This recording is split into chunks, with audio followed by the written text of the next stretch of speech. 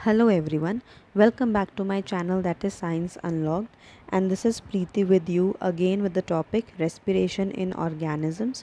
Here we are moving towards the third part of the chapter that we are supposed to discuss, where we will be more or less targeting on different organisms, that how they are using the process of respiration and which are the different parts involved over there. So the first thing that we have in our list is the cockroach. So cockroach is basically a terrestrial organism which is found in damp areas, and it is the kind of organism which will going to be considered as a omnivorous organism, means it can be feeding on plant product as well as something which is the animal product.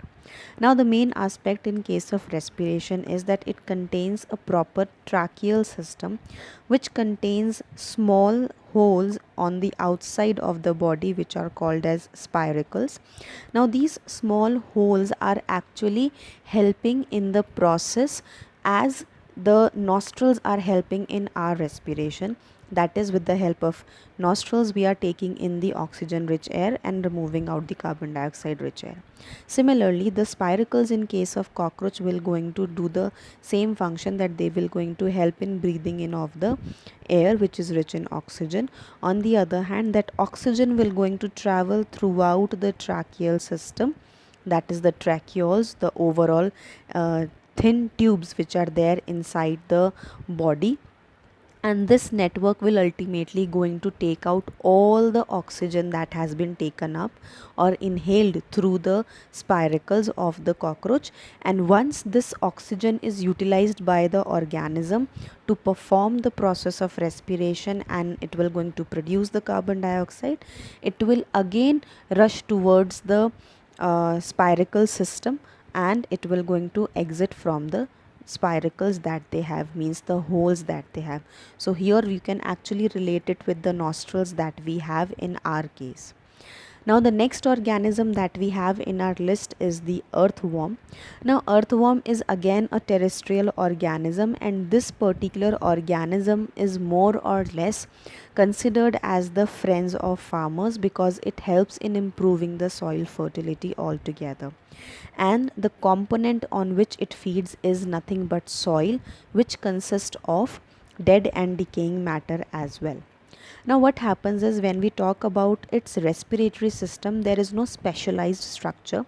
So what exactly it does is, it will going to take all the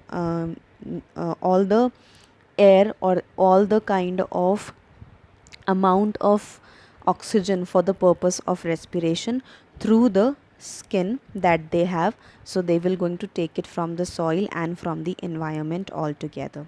So what happens is that it will going to the skin of the earthworm will going to simply absorb it altogether, utilize it in the body, and will going to remove it from the skin of its own body as well. So that is how exactly this organism will going to use its own skin for the purpose of respiration, simply by the process of absorption.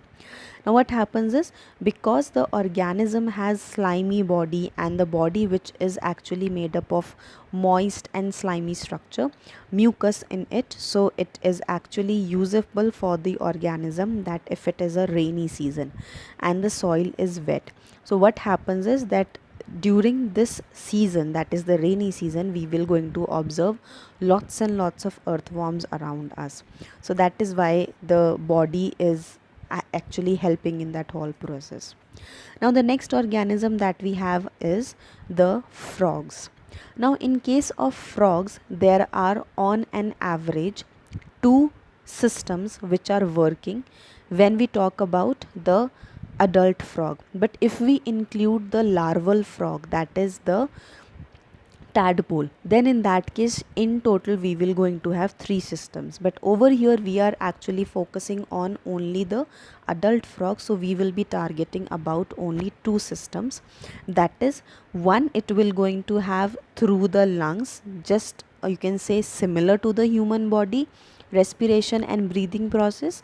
It's just that it is not that complex and that intricate as it is in case of human body, but it will going to have the similar kind of process, that the nostrils will be there, and these will going to ultimately act as the opening, or you can say the entry and exit point for the air.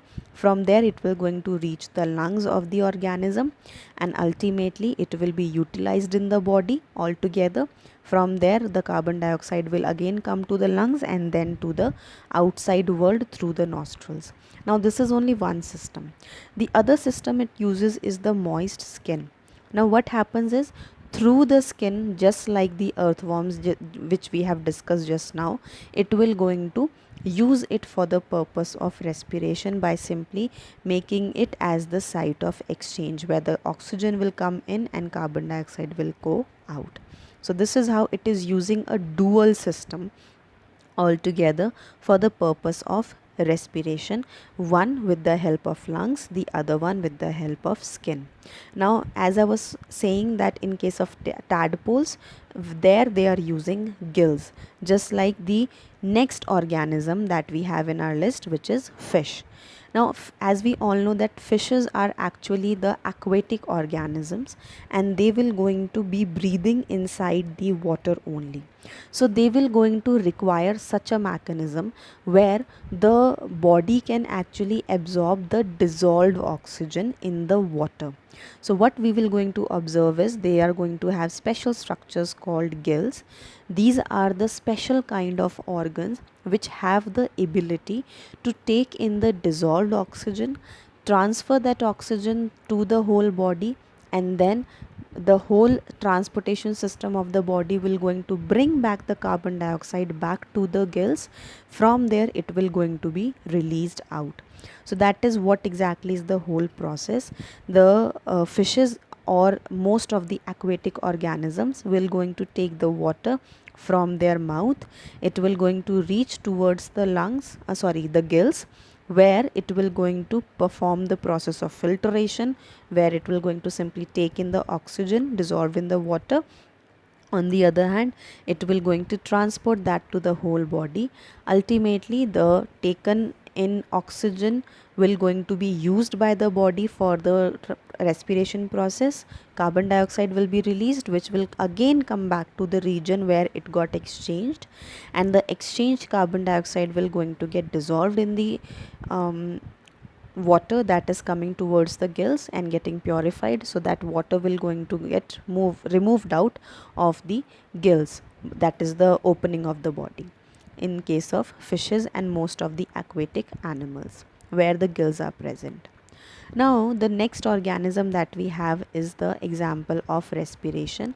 Now respiration in case of plants is basically the phenomena where it is again the same concept, just like the human body, because we know this thing very well, that the plant's body and the human body, they have similar kind of structures, but there will going to be a differentiation over here. That is, we know about the phenomena of photosynthesis process, where we know this thing, that stomata is acting as the site for exchange of gases, that whichever gas has to come in, it will going to come from stomata, and whichever gas has to move out, that will again going to move through the stomata. But what happens is, apart from stomata, we have two more organs in case of plants, or you can say parts of the plants, which are responsible for gaseous exchange, that is the root hair and lenticles. The root hairs are going to be found in case of roots, and the lenticles are present in the woody stem or the trunk of the plant, where stomata are not present, but the gaseous exchange is equally important and required in that region. So what happens is, over here also we will going to find out that there are special structures along with stomata which are helping in the whole process of respiration. Now one thing to understand over here is that we have read from very smaller classes that photosynthesis is the process which is taking place in case of the plants, and this particular process is ultimately taking in carbon dioxide and is removing out oxygen. But here in the case of respiration and the whole chapter, we have discussed in our previous classes sessions as well, that this particular process will going to require oxygen and not carbon dioxide. So how this process will going to change in case of plants? So here what we will going to find out is that the process will going to takes place during the time of night.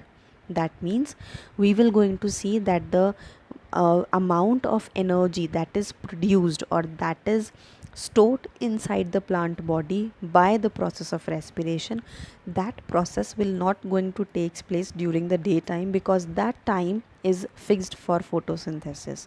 So when is the ATP molecule released in the body and stored inside the body? That will going to be done during the night time. That means plants are active in both the times, that is the photosynthesis during the daytime and cellular respiration during the night time. So during the daytime we will going to find out that the plants will going to take in oxygen, the plants will going to take in carbon dioxide and will going to remove the oxygen. On the other hand, the reverse will going to take place during the night time, where they will be taking in the oxygen and removing out the carbon dioxide, which ultimately helps these plants as well for utilizing the oxygen for the purpose of energy generation and performing the process of photosynthesis during the daytime. Now with this particular aspect we have done the chapter that is respiration in organisms, and we are done with this module as well. So let's see that which particular chapter we will going to come up in the next session with. So till then, take care and keep learning.